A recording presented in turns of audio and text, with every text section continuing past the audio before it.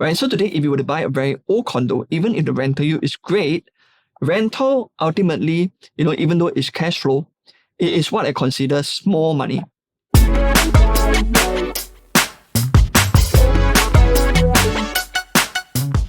Hi, in this episode, I'm going to share with you how to calculate your rental yield.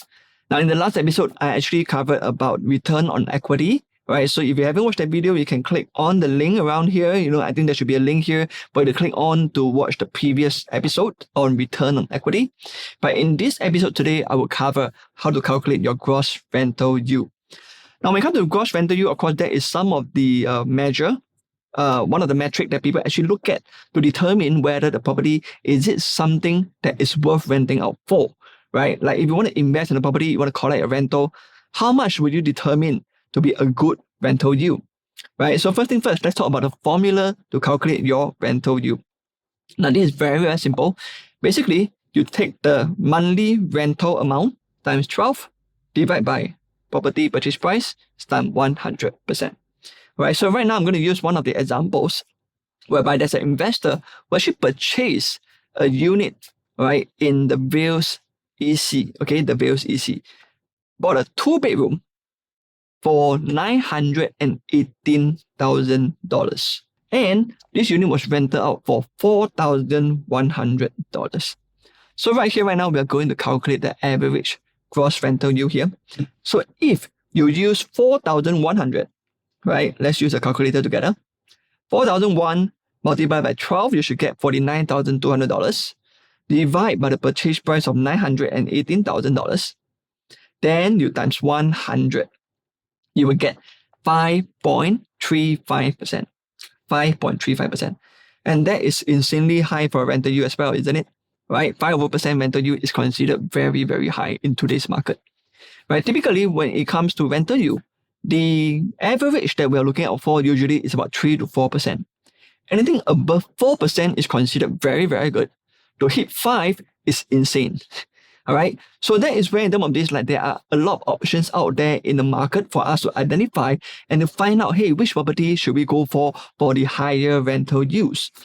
But however, with that being said, right, there is always a debate about this rental yield thing, right? Because matter of fact, the cheaper your property purchase price, the higher your rental yield will be, right?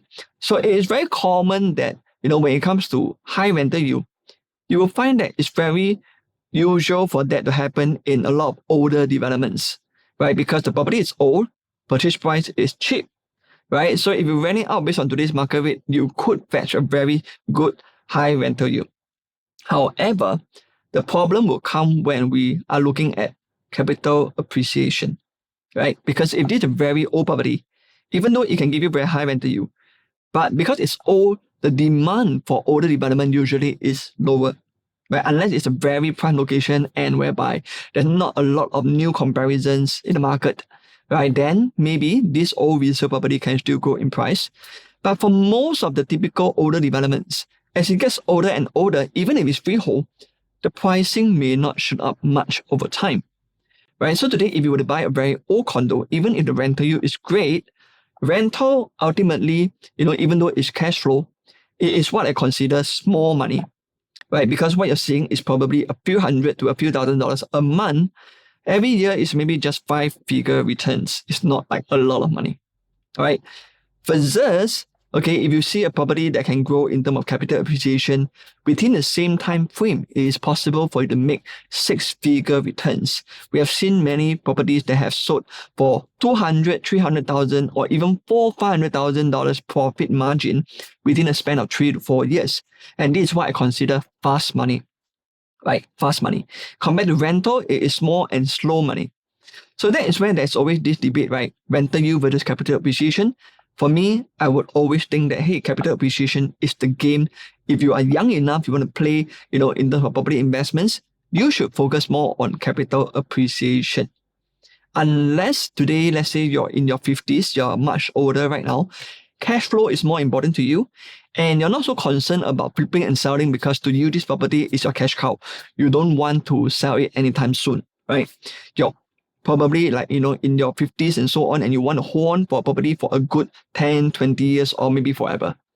If that is the case, then yes, you can focus more on your rental yield, right? The appreciation is not the priority. That is not something that you want to, like flip and sell and get a quick buck from, then that is fine. Right? You can still go for an older property if you want to, just to get a high rental yield. That is absolutely okay. But today, if you're in your 30s or 40s, then probably you might want to focus more on capital appreciation, because at your age, especially if you're young, right, you want to build up as much cash as possible. So you will want to focus more on capital appreciation to help you to grow your wealth as soon as you can, as much as you can. All right, so that will be my answer to you regarding capital appreciation between rental yield. And of course, once again, today you have learned how to calculate your own gross rental yield. So that will be the end for today's episode. And of course, once again, if you like this episode, do remember to like this video, comment in the comment section below, and of course, let me know once again what do you want to learn from my videos. All right, comment below, let me know what you want to learn. And then, of course, subscribe, click on the notification bell, and I will see you in the next episode. See you around.